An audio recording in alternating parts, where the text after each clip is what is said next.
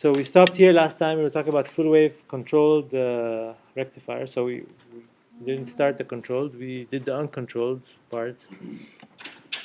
So we will skim through this a lot faster since we did the uncontrolled versions of these converters. So this is a full wave bridge rectifier. Again, if this was not a thyristor or these were not SCRs or thyristors, then basically they were diodes. Then what would the output look like? Again, in the positive half cycle, right? If my input is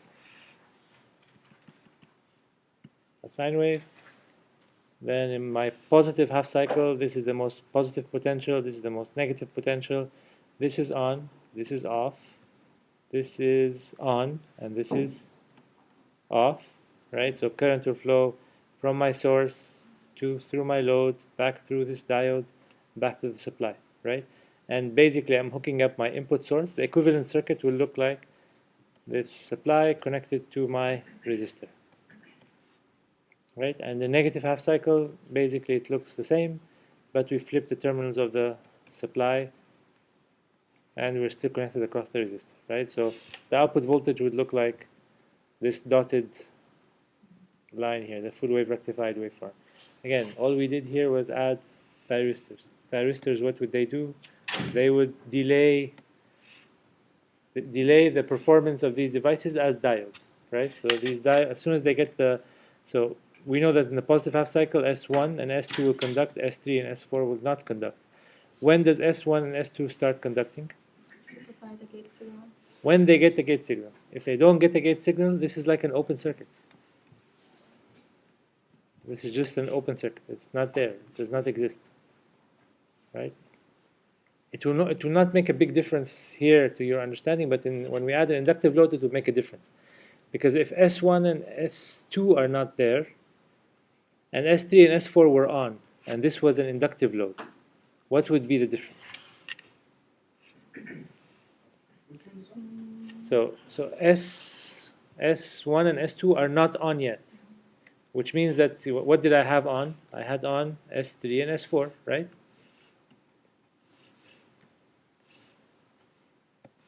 So I was talking about the negative half cycle now, right? So S3 and S4 are on. These are diodes.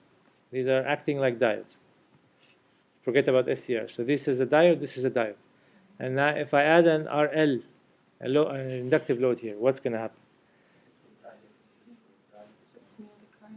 It will do what? Right, so in the negative half cycle, what's happening? Current is coming out of the supply through this diode, S3, into the RL load, back through S4 into the supply. Correct? Because S3 and S1 and S2 are not there. Right? So what will happen? Since I have an RL load, can I interrupt at pi here? Again, these are diodes, right? So which means that the current will start from the beginning, right? The current will start from the beginning, and if it was a resistive load, current would stop here, right? Since it's a RL load, where will current stop? Somewhere after that, right? When we will calculate that from beta, from the equation, right? So if the current stops here, what will the voltage look like? You follow the input voltage all the way until current becomes 0, right? So if you're given one question I can do is I can make these diodes. I can instead of putting I can come up with a hybrid circuit, right? Instead of all of these being SCRs or all of them being diodes. You know that, right? You know how to deal with that. But let's say I make this a diode, not an SCR, and I make this a diode, not an SCR. And I make S1 and S2, I keep them SCRs. And I give them some delay angle alpha that they will fire after, right? So what's going to happen? So here, this is my positive half cycle. Positive half cycle, negative half cycle. This is the previous negative half cycle, okay? So in the positive half cycle, S1 and S2 should conduct.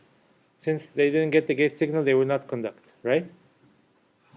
Until alpha, until they get the gate signal. Then they start conduction. If it's a resistive load, they will conduct until this point, right? How about if it's an inductive load? They will continue to, if it's an RL load, and I have S3 and S3 and S4 are diodes. If it's an RL load and S3 and S4 are diodes, what's going to happen? And then everything else is like, So I have an RL load, yeah. and S3 and S4. These are diodes. S1 and S2 are still SCRs with a delay angle alpha. So here, S1, S2, delay angle alpha. Until alpha, nothing happens. Then I give the firing signal. S1, S2 become diodes. They become diodes. They conduct until pi, right? Now what's going to happen after that? I have an RL load, and these are diodes. They're not SCRs. So what's going to happen? Just start conducting immediately. What? They'll start conducting immediately. Exactly. S3 and S4 will start conducting immediately, like the case for the full bridge rectifier with the RL load. What was the output voltage there? The output voltage was the full wave rectified waveform, right? So it will not go below. It will go below if S3 and S4 were SCRs and I had an RL load. But if I make S3 and S4 diodes, the voltage will do this. So the voltage will do like this initially, and then do like this, and then it will do this. So for the positive half cycle, it will do this, and the negative half cycle, it will do this. Because I have diodes with S3 and S4. Right? This is not something in the textbook, right? But this is fair play. I can remove one device and tell you what happens to the output. Or I can change the device from thyristor to diode and tell you what happens to the output. Right? That's why it's good I can make the bottom two devices diodes and the top two devices thyristors, or vice versa. So draw these combinations. Draw these combinations and draw the waveform. Then you challenge yourself a little bit. Not okay, here's the waveform textbook. We memorize this, that's done. Right? So challenge yourself a little bit by changing this around. Okay? I won't do all the cases in the class. I just did an example case, and then that's it. It's up to you to do more. Okay, so the center tapped full wave rectifier, the output, the performance is exactly the same, right? So for the first half cycle, the positive half cycle, S1 is on. Again, when do we provide it the gate signal? We gave it the gate signal at alpha. So the output voltage will be equal to the input voltage starting from alpha. And then since this is a resistive load, current stops here. The current looks exactly the same, right? Current shape exactly the same, but scaled down. And then what happens at pi? Pi, since it's a resistive load, current tries to go negative through S1. It cannot, so S1 starts blocking. Then S2 starts conducting. If it was a diode, what would the output look like? Again, same here. It will go up. Like if I change this, keep this as a thyristor, kept this as a diode, I will get the same thing as the case that I described before. Since We have to tune it. what do you mean? The alpha?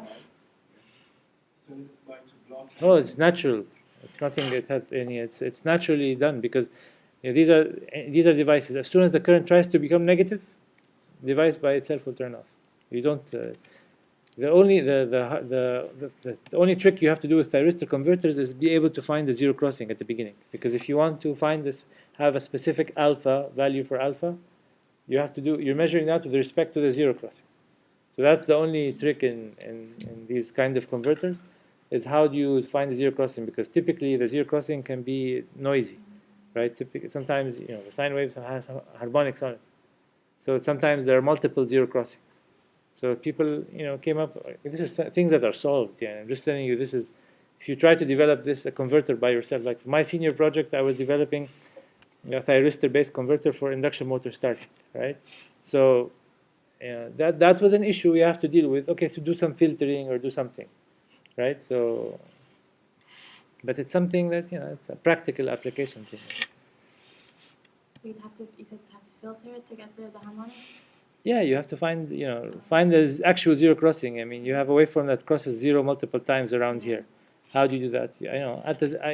From signal processing, you would probably at that when you're close to the zero crossing, maybe sample at a higher frequency and try to do a regression model and do a linear regression to find, I don't know, you do some signal processing work, filter it, find the average value. Is this good enough? I don't know. It will depend, because if you filter it and you have, if you filter it and the actual waveform looks like this, and you filter it, and it, you get something more like this. This is filtering, right? Filtering of this waveform will give you this top one here. Maybe it's not exactly correct. So, I mean, these things are very practical things. And it's all signal processing. That's why for me, power electronics people need to do a lot of signal processing, and they need to do a lot of computer embedded systems work, right? Because all of this you will program your signal processing algorithms or digital filters or whatever on your processor platforms. So, or like what you guys are doing, right? You're developing a motor drive. It's a lot of embedded programming. At the end of the day, it's embedded programming, period. It's nothing to do, it's only embedded programming. So power people are required to do a lot of embedded programming, microprocessor systems, stuff like that. Okay, so any questions on these two? I mean, these two circuits and the waveforms? Again, the only equation they have here was just trying to calculate the average value of this. So it's the average value, it's 1 over the period. The period now is pi. Integration of over the period, which is alpha, to pi, instead of the full period. V max sine omega t, which is your waveform. Right, so that's the average value.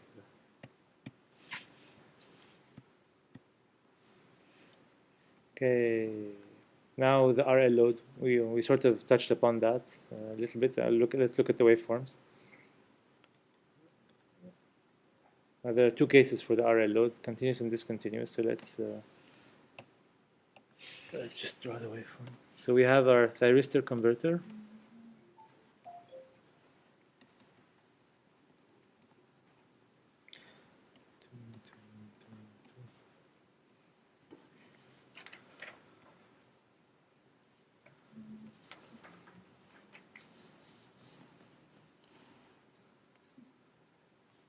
One, 2, 3, and 4.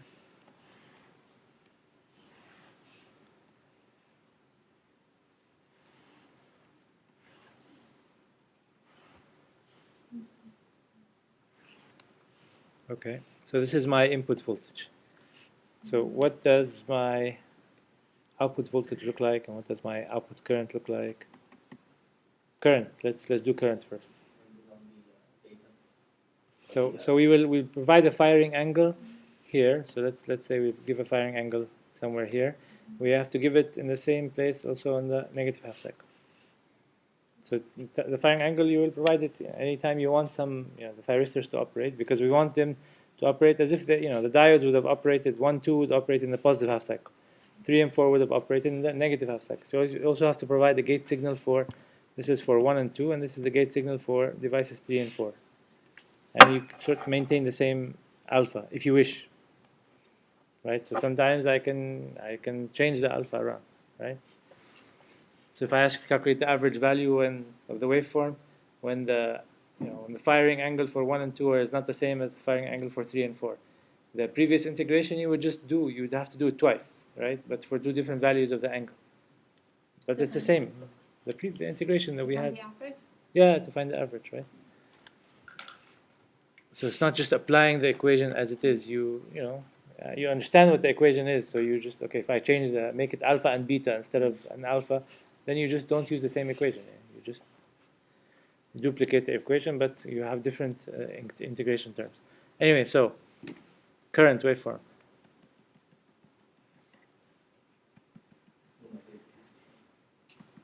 So before we receive the firing angle, do we have anything happening?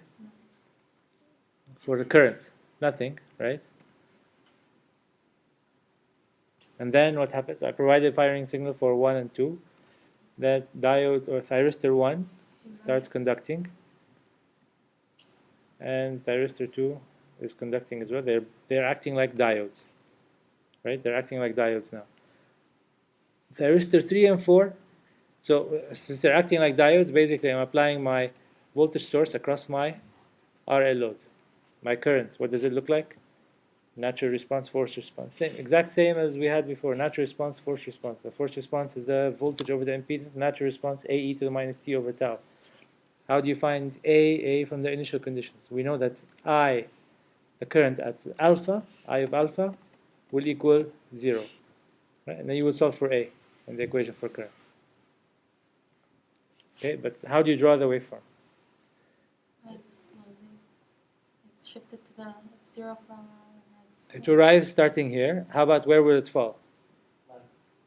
after. It will lag. So this was if it was a resistor, the current would have done this, right? If it was a resistive load, the current would have done something like this and would have stopped here. Since I'm in inductive load, the current will, rise slowly, right? And then it will stop beyond this, somewhere beyond this. Let's say we stop here before we trigger thyristor 3 and 4. Okay, so now what does the output voltage waveform look like? This is current. So yeah, so and then for this part, what's going to happen? The current will be 0 because thyristor 3 and 4 are not on. Now thyristor 3 and 4 turn on.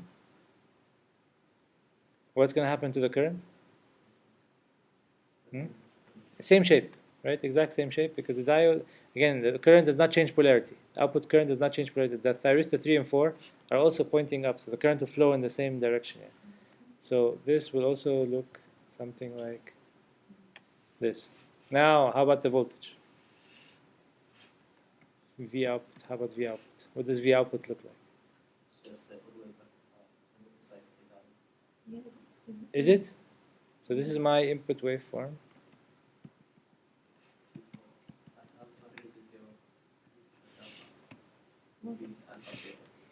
Okay, until here, what do I have? Before this, nothing was on. So leave this for now. I'll leave this dotted because I'm gonna sort of say that the cycle repeats itself. But before starting steady state, initial conditions. Initially, there's no current in the circuit, so this will be 0. Now I provide current for thyristors 1 and 2 get a gate signal. They turn on. So the equivalent circuit looks like this. So my output voltage looks like my input voltage, right? So I get this, and then I go all the way to here. Do I stop here? I don't stop here because now thyristor 3 and 4 are not on. As if they're not there. They're not even in the circuit. So if they're not even in the circuit, the current will remain continuous until it reaches 0, and then when it tries to flip polarity, it will turn off thyristor 1 and 2.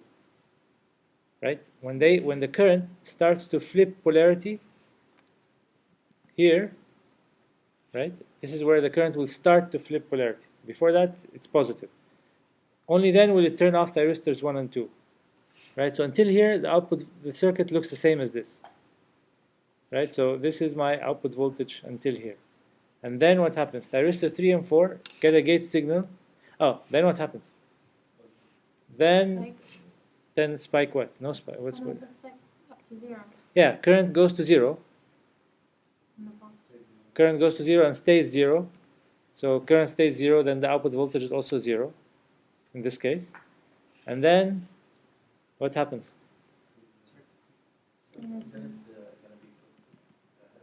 What?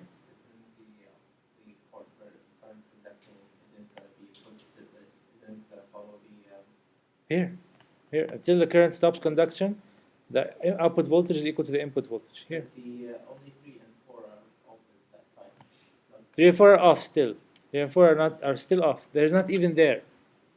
They're not even there. 3 and 4 do not exist. Off meaning don't exist.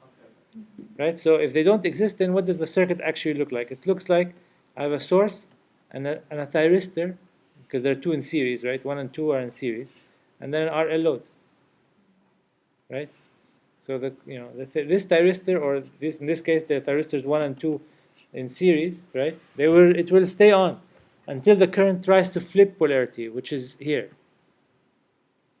Right? But now the current came to 0, and there's no reason for the current to rise yet anymore until thyristor 3 and 4 turn on. When thyristors 3 and 4 turn on, then current will flow through thyristor 3 into the load and back through thyristor 4, right? And then the output voltage will look like this, right? But then, of course, if you continue, if I just wrap around the axis, then I will get something like this here. Right? If you wrap it around. Yes, sir. Before 3 and 4 are on, Yeah. the current is 0. Shouldn't the output voltage follow the input voltage? Why? Current is 0. Yeah. So thyristors 3 and 4 did not get their gate signal. And thyristors 1 and 2, you just turn them off. You turn them off. You turned 1 and 2 1 off. and 2 are off. You just turned them off here. They turned off here. Oh, all right. Right? So 1 and 2 are off. And then 3 and 4 are off as well. They didn't get the gate signal. So there's no output voltage. The output voltage is 0. There's no current flowing. Right? The other case that they discuss in the text, okay, fine. We said that the current can stop here. How about if I increase the value of inductance? Where will the current stop? Later. Later. It can be continuous, right? If it falls after, after this point, after where the point where thyristors 3 and 4, were given their gate signal to start conduction again, then the current can become continuous. Right? So that's the other case that they discuss. If the current becomes continuous, what does the output voltage look like? If the current's continuous. So let's forget about this part here until initially thyristors 1 and 2 are off. Let's put 0 here for now, right? And then we'll wrap it up again. Wrap the waveform again. And then let's draw my input. So what does the output look like? So here 0, and then inputs. 1 and 2 are on. So the input is equal to the output, and then You just follow the output until indefinitely, won't it? it will follow it until is it indefinitely, or if you remember the freewheeling diode case, as soon as the circuit allowed 3 and 4 to conduct, they will, right? Remember what happens when freewheeling diode, as soon as the voltage was, polarity was flipped, the freewheeling diode started to conduct in the single phase rectifier. Or in the full bridge rectifier, we had what? As soon as the circuit allowed diodes 3 and 4 to pick up the current, remember the current was coming back from my RL load in the full wave rectifier. Current was coming back, right? It could either go through 1 and 2, same, so 1 and 2 will stay on. If it does that, what's happening? It's opposing the voltage polarity. Remember, the voltage polarity has flipped in the negative half cycle. So the voltage is trying to push against that current. Versus if it takes the path through 4, it is with the voltage polarity. The voltage polarity is helping it, right? Because here, if it pushes this way, then it goes through my negative terminal, and my positive terminal is actually pushing current out of diode 3. So it's easier for it to go through diodes 3 and 4. So then diodes 3 and 4 will conduct instead of diodes 1 and 2 remaining on. When will that happen? When I give the firing signal, because before diodes 3 and 4 were not there. So if they're not there, then they don't exist. There's nothing happening here. So now it will do this. Then as soon as diodes 3 and 4 or thyristors 3 and 4 get their gate signal, they behave like diodes. If they behave like diodes, what's going to happen? They see this voltage going negative. Oh, it's easier for me to go. The current will find it easier to go through diodes 3 and 4. If diodes 3 and 4 are on, the output voltage will look like this. And it repeats here. Okay? So this is for the discontinuous current case, and this is for the continuous current case. Bottom one is continuous current case. Continuous current case, and then this is discontinuous current case. Okay? And then you can imagine, okay, remove these thyristors, make 2 of them diodes, and play with the waveform. Make the 2 bottom ones diodes, make the 2 top ones diodes, make the 2 ones on the right diodes, make the 2 ones on the left diodes, and then draw the waveforms. See, I'm giving you lots of example problems to solve. You're smiling. Lots of example problems to solve, right? And then you calculate the average value this way and that way. One time you have alpha, one time you don't have alpha. I can change many things, right? So many things. Huh? It's easy. It's no, but with calculation, you integrate the calculation. All of them, you're integrating V max sine omega t. All of them. You're just okay. Are you going to integrate from Here you will integrate from alpha, right? This is if this is alpha, you will integrate from alpha to pi, right? Yeah, you integrate from alpha to pi, and the integration period, if you're trying to find the average, is is pi, 1 over pi. Here you will integrate from alpha to pi plus alpha to find the average value. That's the difference between this and this. If you want to find the average value, that's actually, no. Here you also integrate from alpha to pi plus alpha because you want to consider this. But here you will integrate from, also from alpha to pi because pi is here, and then here is alpha. Here you will integrate from alpha to pi, but this is not alpha. This is beta. Pi plus beta, sorry. So one will have an integration term alpha to pi plus beta, the other one will have integration from alpha to pi plus alpha to find the average value. Okay? But it's one integration, Vmax sine omega t, integrates sine omega t. It just depends on the integration terms. Any questions? We're good. So of course our interest is to look at waveform quality. So here I know the equation for voltage. Here I know the equation for current, right? The green one I know, the differential equation, the forced and natural. How about when it's continuous? In the continuous case, we don't know the equation for current, right? So I know my equation for voltage, right? You're integrating Vmax sine omega t from alpha to pi plus beta, for example, right? But if you want to find power, or if you want to find, if you're trying to calculate power or THD or whatever, you also need current. So we do the same thing we did in the last chapter. What did we do? We have to find, in the case for discontinuous, I know the equation for current. So I know equation for current, I know my equation for voltage. I'm good. I can calculate powers, THD, anything I want. But how about for the continuous case? For the continuous case, I don't know. This is this waveform. I don't have a closed form equation. So how do we solve it? We will have to use Fourier series. So they will find the Fourier series for this waveform in the continuous. So they know the value, the equation for the voltage. It's a periodic waveform, right? It's a periodic waveform. It's not sinusoidal because this does not look like a sine wave. So they will calculate the Fourier series for it. You don't have to do it. They already have the formula for you. So you just need to figure out how to apply it and find the current harmonics, and then from there calculate your power at every frequency, calculate your total harmonic distortion, all the waveform quality stuff that we discussed. So so this is what we just went through.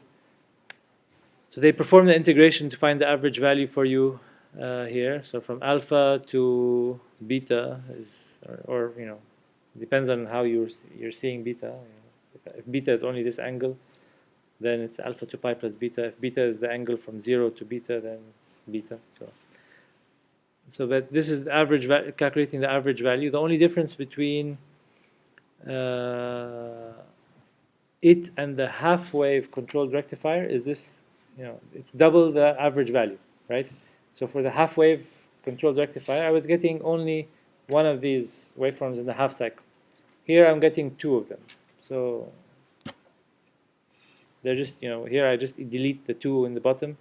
That's the two that we used to have in the same, because the equation is the same for the half wave rectifier that we had in the last chapter. Exact same equation, just that I deleted the two here.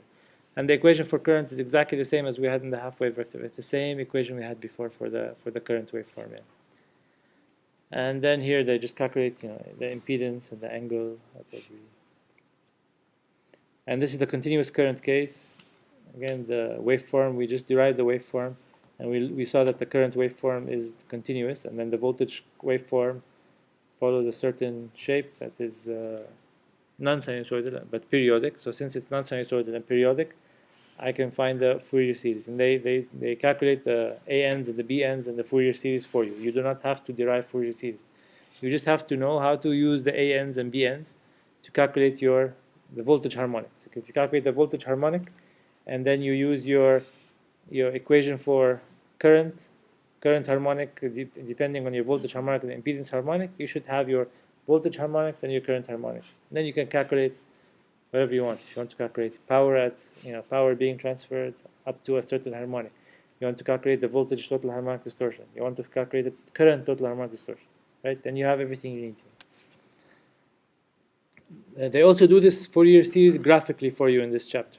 So I don't know if they did it in the last. I don't remember if they did it in the last chapter, but basically here, there's these Vn that they calculate in the Fourier series.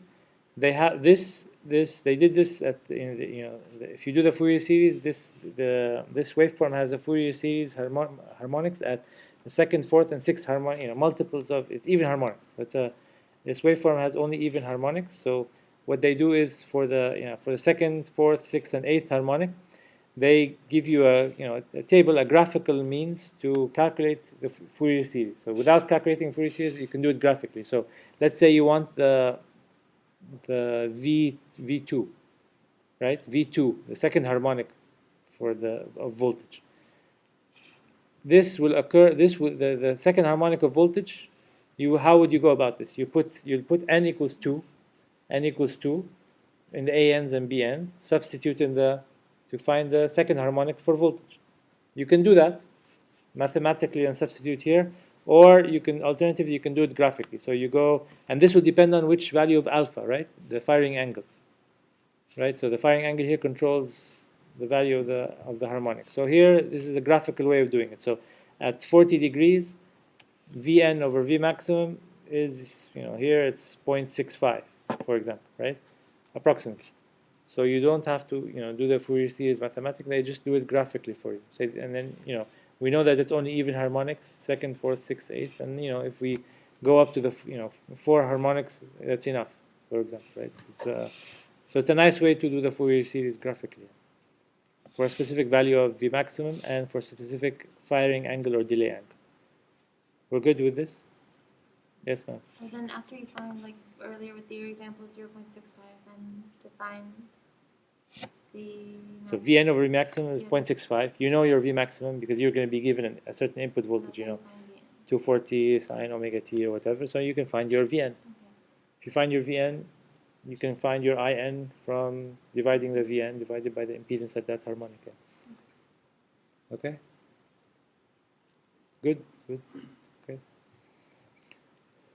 Piecewise simulation. Piecewise. Okay, now the last case is the RL with a source. Right, so it's very similar to the previous case. Can somebody tell me what will be different? Let's assume it's continuous. I think that, I don't know if they only talked about the continuous case. Yeah, they only talk about the continuous case here. Because the discontinuous case will be the same as the discontinuous case for the RL alone. So let's look at RL with a source. Can I provide a firing? If I provide a firing angle, actually, if these were diodes, sorry, let me rephrase the question. If these were diodes, when would diode 1 and diode 2 start conducting? Assuming this is 1 and 2. When the AC source is greater than the DC source, right? So good. So now, if I provide a firing signal or a delay angle or a firing angle to thyristors 1 and 2, before that point, is there any effect? There is no effect. There's no effect. So you have to provide, and that's, I think they provide the minimum, yeah, here. So they tell you that alpha has to be there's a minimum value for alpha. This minimum value for alpha comes from equating, sine alpha, I think V maximum sine alpha with VDC. They equate VDC equals V maximum sine alpha and solve for alpha. So that's the minimum value of alpha that you can start using. Right? If you give something less than that, nothing will happen to the circuit. You give later than that, the performance of the circuit will look exactly the same, except with a little bit of a delay. So let's see what I mean. So let's redraw.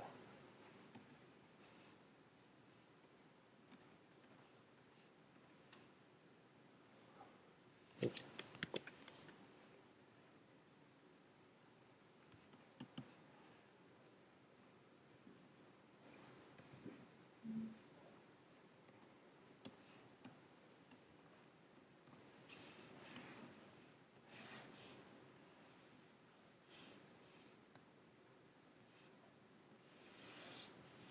Okay. So now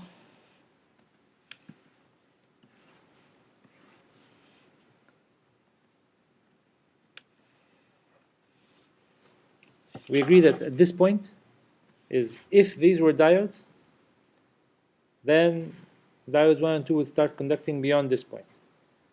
Before this point, if I provide alpha, it's useless. How about after this point? If I provide alpha after this point, then it's like the RL case. Because finish, the voltage, the AC source is greater than the DC source. So then if I provide a firing angle for 1 and 2, then thyristors 1 and 2 will start conducting. Thyristor 1 and 2 will start conducting, current will start flowing through 1 and back through 2. Right? So until where? So let's say I provide the firing angle here.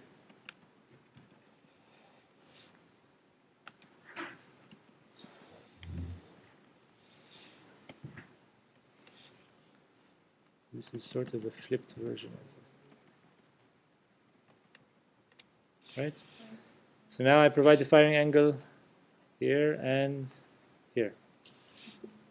So this point here is after the AC and DC became equal. And this point here is also after the AC and DC became equal. Right? So, and this is a, let's say, assume it's continuous current. Continuous current case. So what do we have? Just follow the input voltage after the firing signal. Assume it's continuous current. So I'll just draw a current. Assume just current is continuous. Output current is continuous. So if output current is continuous, what does the output voltage look like? Here, thyristors 1 and 2 will turn on. Okay, if thyristors 1 and 2 turn on, then I have an output voltage.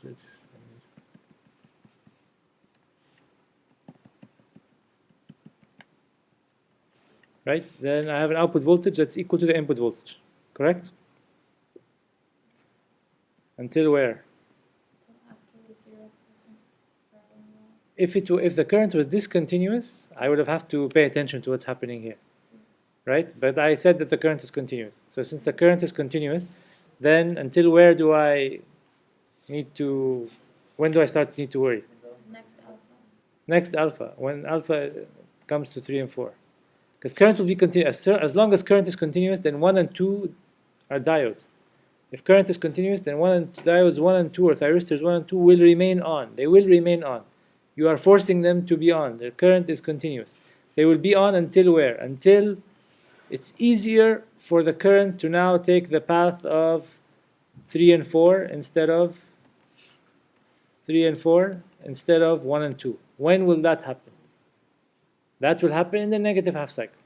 But here, as soon as I get to the negative half cycle, diodes 3 and 4 are not there. They're not diodes, they're still SCRs, they're off. But they are turned on here at this gate signal, when I give the gate signal here. So the output voltage will look like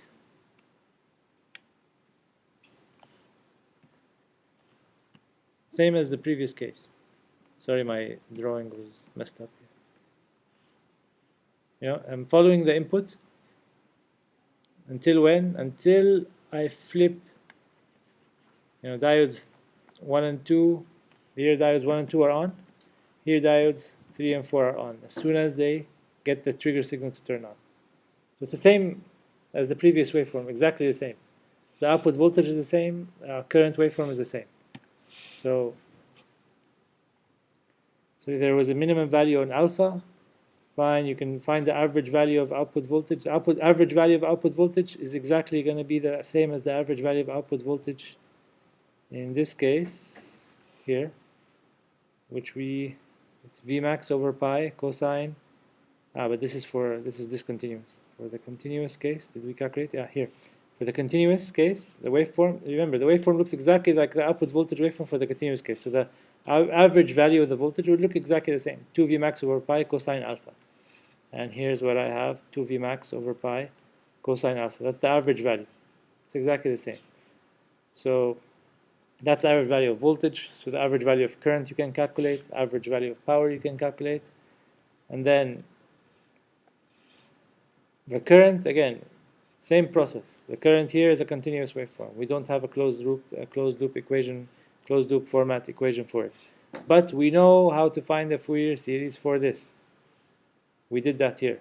It's exactly the same as the Fourier series that we used here. Because the waveforms look exactly the same, except that the angles are a bit different. Okay? Or the reason we have the angle is a little different. Right? Here we had the angle exactly at the firing angle here. Right? The other case, it's exactly also at the firing angle, but there had to be a minimum value for the firing angle. That's the only difference between these two conditions. So, but the waveform is exactly the same, identical. Yeah. And the discontinuous case is exactly the same as well. So they didn't draw the discontinuous case, and I don't think it's in the textbook, but it's exactly the same as the one we went through. So yeah, here. Yeah, they only draw the continuous case. The discontinuous case, exactly. So please, for example, go through this. Go through this with the DC source and draw the discontinuous case. But it will be no different than the way that what we drew for the discontinuous case before. It will be exactly the same. But just figure out the effect of the DC source, where the DC source will be. Draw that, and if you have questions, we can discuss. So here, essentially, this source is just giving us a limit on that. Yes, exactly. That's all it's doing for this application. Now we have a nice application of this circuit, because if you look at the average value, okay, cosine can vary between -1 and 1, right? So this voltage, I can create an average value of voltage that is negative from this circuit. Do we agree? Right? I can make cosine alpha equal to -1 or some negative value. So if I make this a negative value, what's going to happen? Theoretically speaking, if I have a negative voltage, okay, so if I have a positive voltage applied to an RL load, what do I expect to see? What do I expect the current to look like? Positive but delayed, right? If this is a positive voltage, then I will expect to see some, positive current as well, but maybe delayed, with a poor power factor, right? There will be delay due to the fact that I have inductance in there, right? How about if I put a negative voltage? Negative voltage, passive load, I should expect a negative current, fine, with a delay, fine, it will come after delay, it will come delayed from the voltage, but it will be also negative current. Okay, can I push negative current through this circuit? Can I flip I output? I cannot do that. So this is only theoretical if I keep the polarity of the source this way. But how about if I flip the polarity of this source? If I flip the polarity of this, take the source and flip it around. If I flip the polarity of the source,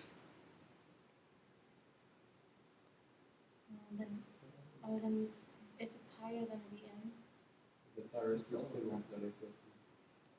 but I am not. I will create a negative output. I'm putting a negative voltage here. I'm putting a significant negative voltage here. If I put a significant negative voltage here, then V output can be negative. There is a certain value or range of alpha where V output can be negative, right? If V output is negative, and I have a negative voltage here, okay, let's think of it this way.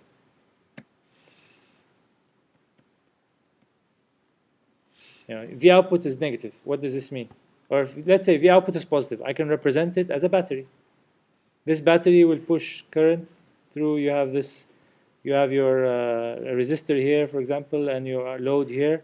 Then you'll push current this way, right? How about if I make V output negative? Huh? Okay, actually, let me put a DC source here first, and I create a V output that is positive. Okay, if I create a V output that is positive and high, but definitely higher than this red source, then current will still go in this direction, right? How about if this V output that is positive is less than this? Current will try to go in the opposite direction, right? Will block, right? I mean, the diodes will block. You agree? The diodes, the thyristors in my circuit, in my converter, they're all looking up. All the thyristors are looking up, right? If you try to push current through these back and through the negative current through them, they will block, right? So you cannot do that. this circuit here, if I'm creating a positive output voltage, and this voltage is positive and significantly high, it can push current in the opposite direction.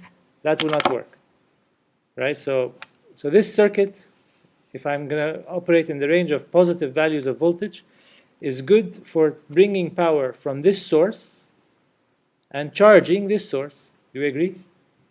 If I take power, this circuit allows me to take power from this source and charge this source.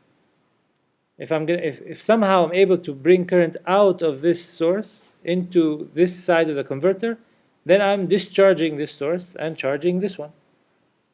Right? Right? If I'm able to do this, current is coming out of here and going into this source. Then now this one is being charged from this one, right? But my circuit would not allow me to do that. Do we agree? Because the thyristors are all looking up. But there's a trick around that. If I create a negative voltage, right, and I flip the polarity of this source that I have on this side, right? I flip it like it's a battery, right? It's a battery, then instead of putting it this way, I put it the other way, right? And this is still my converter. Like this is my converter. That's creating this input with an AC source, rectifier, represented as a DC output, right? It's a converter. Here is the current polarity. If I want to discharge this source and charge my AC source, my grid, if I want to charge my grid now, what is the direction of current that I want? Like this. Does my converter allow me to do that? Yes, because my thyristors in this converter are looking up. So current can come up out of the thyristors this way into my RL and source, or into my source, and then current, the current polarity is fine. So the converter can operate with a negative voltage. Now this is negative voltage, right? Here I created a negative voltage from my source, my grid. Now I created a negative voltage. You remember this cosine that I had? I had a cosine, V max over blah blah blah, cosine alpha. We said this cosine alpha can be positive or negative. If it's positive, I can only take power from this source and push current in this direction. Because if I kept this source on this side looking up, but if I take this source is a PV panel, right? I take this PV panel, I flip it around, right? If I take this PV panel, flip it around, and I operate my rectifier converter in such a way that I'm producing a negative average voltage, then here I'm taking power from my PV panel and charging my grid. How is it that you can put battery and the current you can now charge? What do you mean how? Battery you can flip. You take a battery and just flip its terminals. Yeah, it doesn't seem like you did anything, and Why? it changed. So here, this is my converter. This is my rectifier converter. This is my rectifier converter, and this is, this is my average voltage equation. The average voltage equation. Here I created a positive average voltage, and here I created a negative average voltage. My limit is current always has to come out of the converter this way. I'm limited with that. Remember, P equals V times I. If I make V negative, then I can make power go in the opposite direction. But I is not going to change polarity. I will not change polarity because you are forced to maintain its polarity because you have a thyristor rectifier with all your devices pointing up, right? The current cannot go back. Current can only come out of that converter this way. But I have some flexibility. I can make my voltage positive at the output, or I can make my voltage negative at the output. So now since I'm able to flip this voltage, then I have some leeway to flip the power. Now let's look at what sort of load I can put there. I can put an RL load with a source like this. But in this case, current is coming into the positive terminal of the source. What is that doing to this source? Charging it. If current coming into the source, it's charging it. Coming out of the source, it's discharging it, right? So if this current is coming into the source this way, I'm charging this. right? I can only do this. I can only charge this source, or I can only run this DC motor. But if I have a PV panel, can I put a PV panel here? This PV panel is supposed to do what? You're supposed to get current, take current out of the PV panel, it's positive terminal, and you want to feed the supply. You want to take this current, power, pump it back to the grid. In this configuration, you cannot do that. You have to flip the, change your alpha. Make your alpha greater than 180. If you make your alpha greater than 180, then your Vmax cosine alpha becomes, sorry, greater than 90, because cosine 90 starts to become negative, right? My average value of voltage is 2 Vmax over pi cosine alpha. So beyond 90, you become negative, right? So that's what I did here. I made alpha greater than 90 degrees. Then I'm able to flip my average voltage to become negative. If I do that, then let me put my load in a certain way. Let me put my PV panel, just connect these terminals differently, flip the terminals. Then the current flows this way, out of the positive terminals of the PV panel into the grid. This is my grid. This is your simplest grid-connected converter. This is the simplest grid-connected converter, right? If you look at, if you're working on a grid-connected converter for your senior project, you will have to talk about, you will maybe be reading things about, phase locked loops, or synchronization with the grid, or whatever, right? You will probably be reading stuff about that. Here we did that inherently because I'm always looking at my zero crossing. Remember, I'm controlling alpha, right? Alpha. How do I control alpha? I control alpha by looking at the zero crossing, right? I have to look at the zero crossing of the sine wave, and I'm measuring alpha from there. So this is like a simple phase lock loop, if you wish. You're looking at where your zero crossing is, and then you're synchronizing with it. So it's like a simple synchronization, but this is a very simple power converter. It's a very simple grid-connected power converter. So, and you can only do this if I can only operate with. Remember, I can only operate with alpha greater than 90 degrees if my load here is active and I flip the polarity of the power supply of my DC source. Because if the load is passive and you flip, the load is passive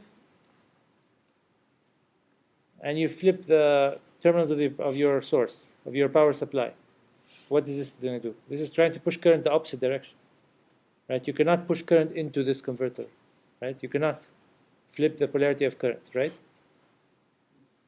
So passive loads, it will not work. This will only work with an active load, meaning there's a source, capacitor, battery, solar panel, whatever. And you have to make sure that you flip the polarity of that source.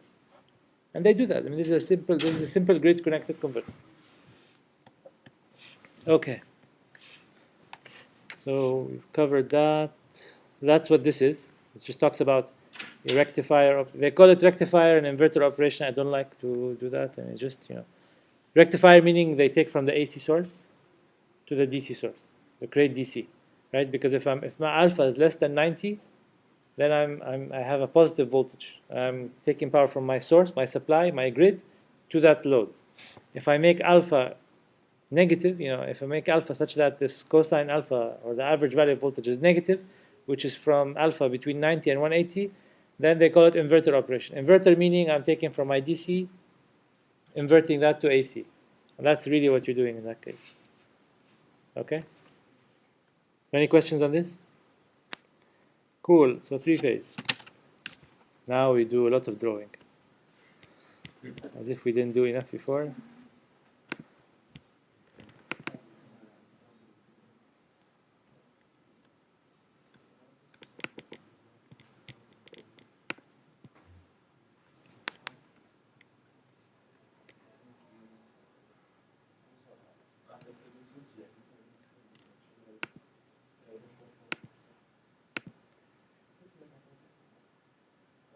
Okay.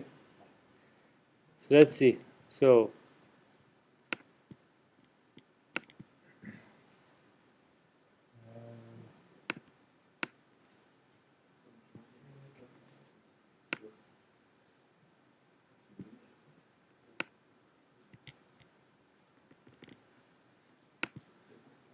So it's impossible for me to draw this by hand, right?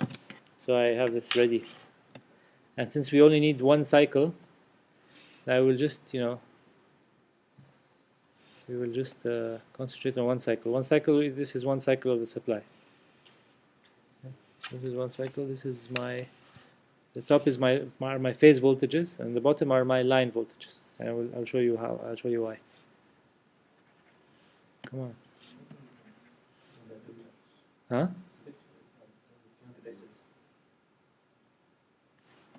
You sure? Yeah. Ah. Unless you use white. Ah, cool.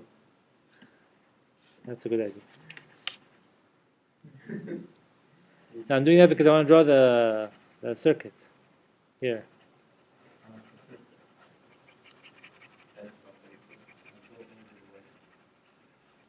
Somebody doesn't like you now because, like, man, he didn't know, he was just gonna waste class. It's good. Why did you tell him?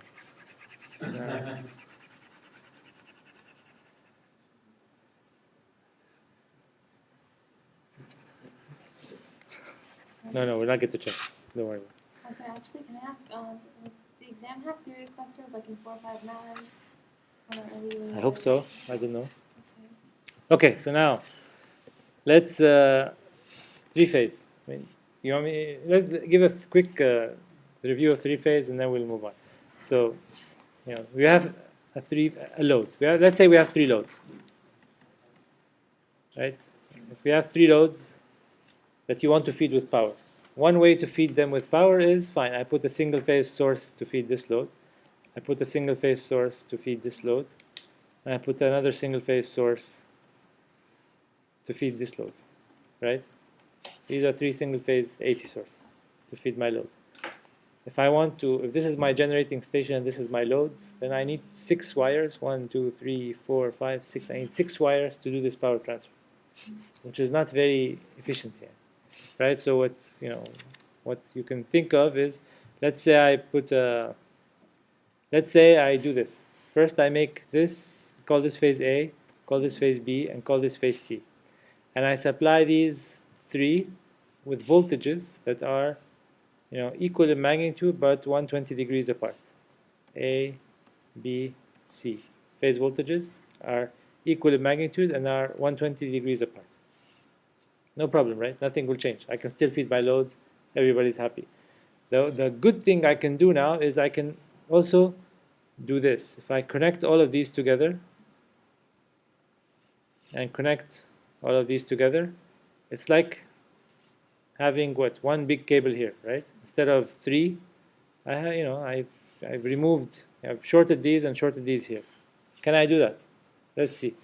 If this was a voltage VA, angle 0, and these were resistors, okay? The current flowing through these resistors would be the same phase angle. You agree? Let's say before I put these short circuits, before I put a voltage, the current would look exactly the same. I put a voltage, it would look exactly the same, right? Do we agree that the currents here will look exactly the same as the voltages? So the currents will also be equal in magnitude and 120 degrees apart, right? So now, if they are equal in magnitude and 120 degrees apart, and I put a node and I short these three together over here, what's going to happen at this node? Huh? They will sum up at this node. They will sum up to what? They will sum up to 0. Why do they sum up to 0? Because I've added, this current to this current to this current, and the sum is 0, right? You will end up here. The vectorial sum of this is 0. So since we have this characteristic, then I can basically make this one node and make this one node, and instead of having 3 big cables here. Oh, white. Oh, I need the brush.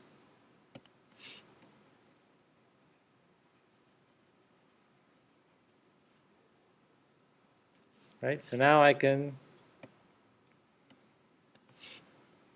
do this, right? So now I have, instead of 6 wires, I have a single wire that I can replace them with. And do I really need this wire? Because what is the sum of these three currents? Zero. So ideally, no current will actually flow through this wire. So this wire we typically call the neutral wire, right?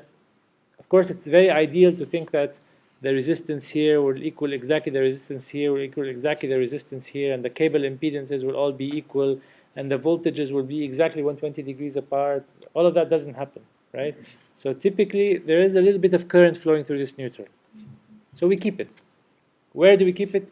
Typically, when we know that we cannot balance the currents and the voltages pretty well, we keep it. And we do that in distribution systems.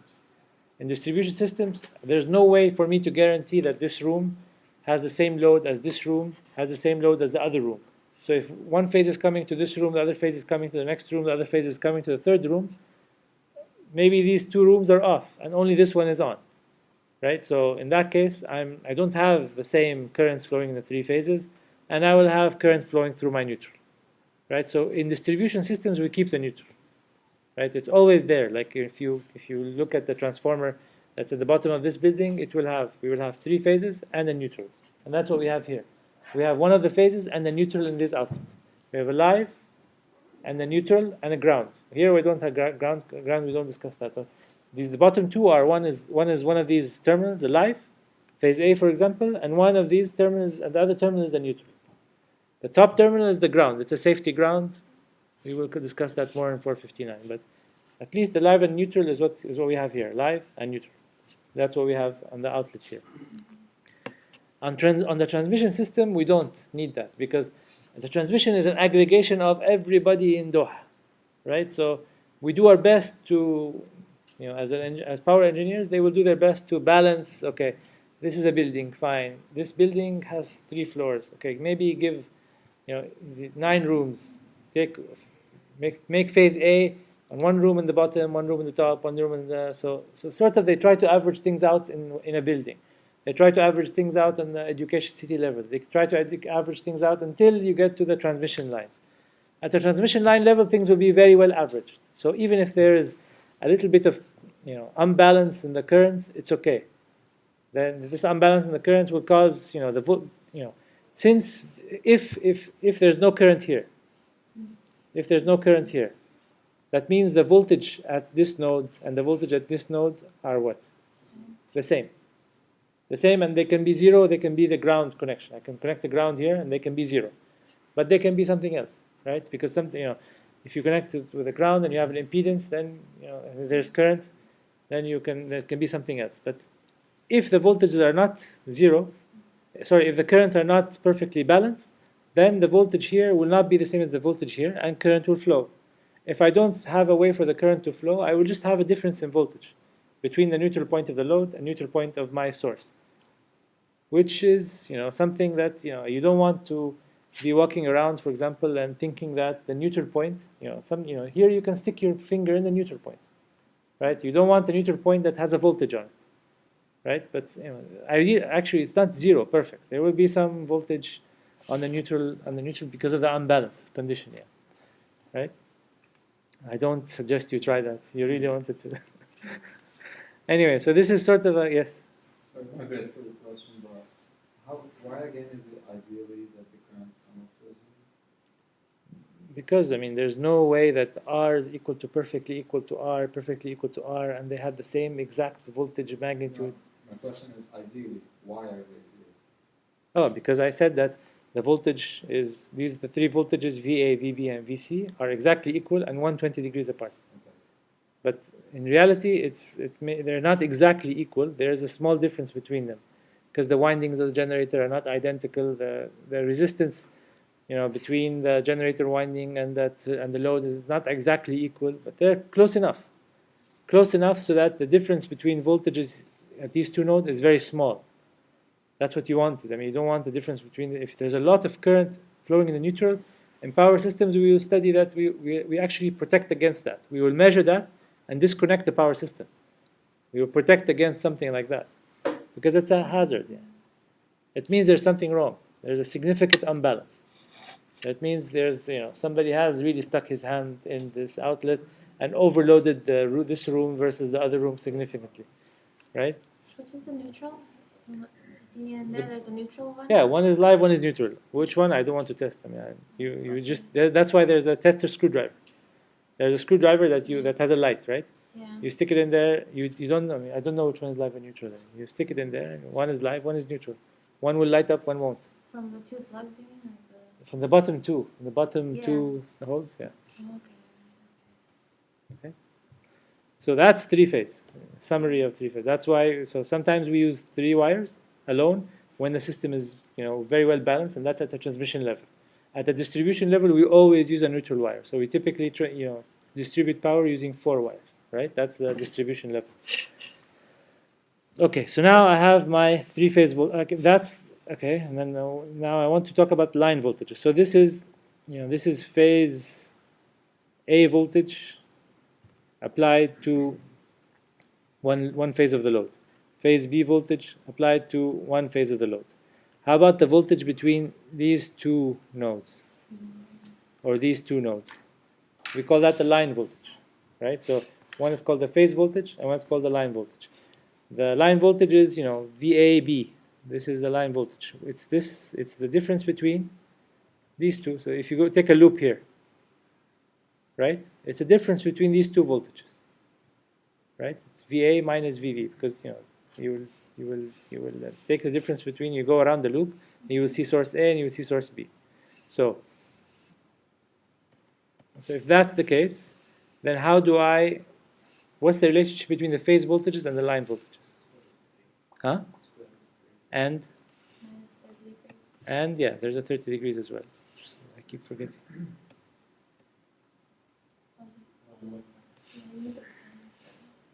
Keep forgetting.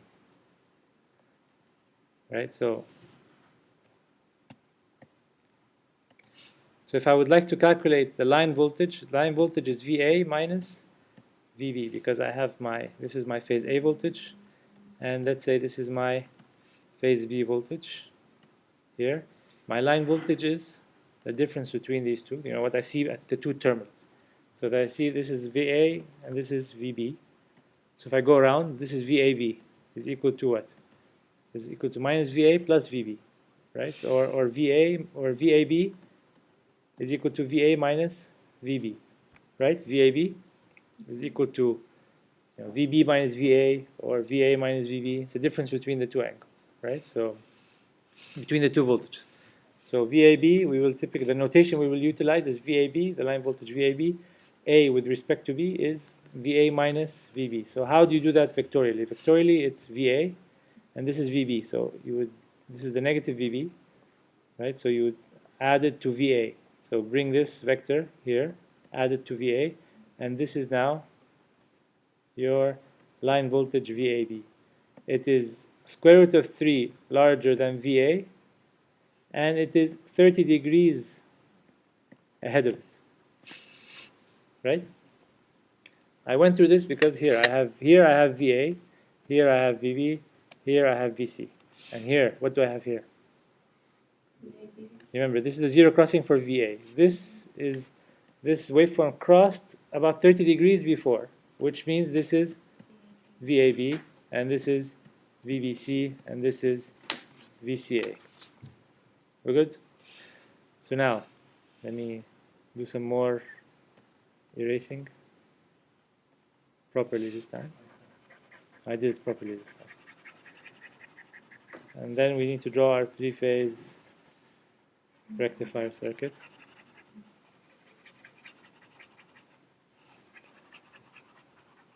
My kids love this thing. They love to draw on this.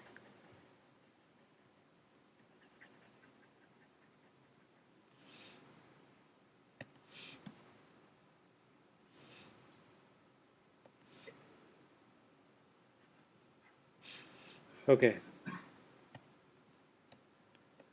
Now let me draw the rectifier circuit, and I need to number them in a certain way so what I'm gonna say makes some sense. So I'll draw my three-phase rectifier in a much thinner font.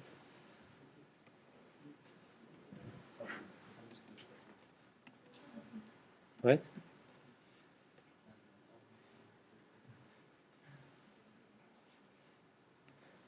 I will not attempt to draw. Here I have my connections to my three-phase source, right? So I will ignore that. I mean, that's my three-phase source is there, and then this is my output, and I'm trying to create my look at what my output voltage looks like, right? I will call this 1, I'll call this 3, I'll call this 5, 1, 3, 5, and then 4, 4, 6, and 2. Okay, and this will be for a reason, right? So I will also call this intersection 1, this intersection 2, 3, 4, 5, and 6.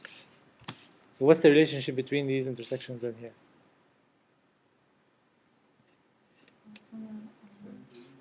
Right.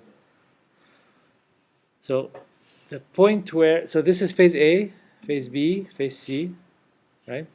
The point at which diode 1 would conduct is probably when the voltage of phase A is the highest voltage in the circuit, right? Remember our discussion about the highest voltage in the circuit and lowest voltage in the circuit? So at this point here, at this point in time,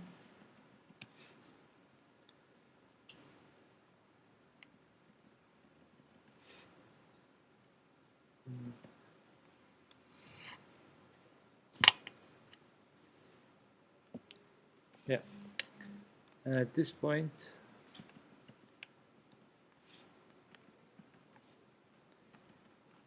I will stop very soon. I just want to.